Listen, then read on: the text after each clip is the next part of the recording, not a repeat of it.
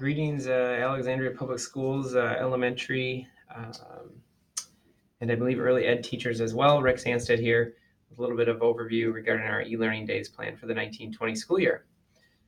So we'll run through some things and then we'll turn it over to your tech champions as well to kind of follow up and provide some details regarding next steps and a little bit of idea generation. We'd love to have some from you, but we'll turn it over to your tech champions here shortly. Again, some background, winter, spring 2018-19 was memorable, to say the least. We had to adjust the calendar, extend the school year. That definitely has an impact on all of us, students, families, and that e-learning days are a statutory option for school districts. A couple of background context pieces. This is not necessarily a new thing in Minnesota. Numerous districts have entered the e-learning days experience in the past. Many more are coming on board this year. We partnered or learned from a number of the following districts: VBE, Farmington, Byron, Edina, Shakopee, Morris, just to name a few. Benefits include student staff safety and continuation of the learning. Parameters, this has to be adopted by our board annually. Up to 5, we can have up to 5 e-learning days in one school year.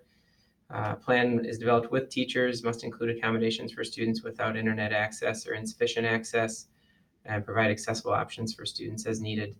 We also need to notify e-learning of an e-learning day at least 2 hours prior to the start of school, which is our normal practice anyway. Teachers must be accessible online and by telephone, and we'll talk about that as we go through a little bit as well. Calendar context this year, just like Alexandria has done for a number of years, we provide for up to 3 snow days and cancellations. So e-learning days really don't kick in or are activated until the 4th snow day. Teacher responsibilities. So you see some details here. In kindergarten through 5th grade, 7.5 office hours and a 30-minute lunch. Activities, we've generated some list of activities by a committee of teachers, so tech champions and coaches have chimed in there. We'd love for your ideas around that, to spend a little bit of time on that today. Those are happening by grade level, and then those will be sent home prior to the snow day. Sort of on a bingo card, and early ahead is ahead of the game a little bit on that front. And so I do have a sample that each of your tech champions have regarding that bingo card that would have a variety of activities for kids to complete. 612, some different requirements there, and you see those as well. And then office hours means that you're available by email or phone. Obviously, Google Meet or Google would be another option as well.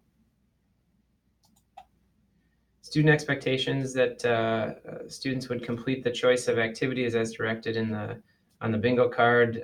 We continue to talk about the Blizzard bag option, that there's some cost there, so we want to be sensitive to that. So know that that's continuing to have some consideration to it, but we'll continue to think about that as we go through November.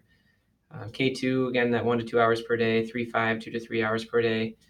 Again, a reminder that these need to be independent. Students need to be able to independently or almost independently do these activities. So keep that in mind for parents and kids. You see some of those timelines for 612. Attendance is demonstrated by those students who complete the task. So on the bingo card or the activity sheet, there'd be a signature for the caregiver, and students would then bring those back to school, and that would be evidence of their attendance in school that day. Students have 3 school days to turn that in, and so obviously you'll have a chance to remind students if they don't bring them back the first day. Know that we have to renew this annually, and thus we'll continue to evaluate as we go through the 1920 school year. Obviously, it will depend on our weather situation as well. Collecting feedback from students, parents, and staff. And a reminder, this doesn't start until our 4th snow day. So we do have 3 that are already built into the calendar.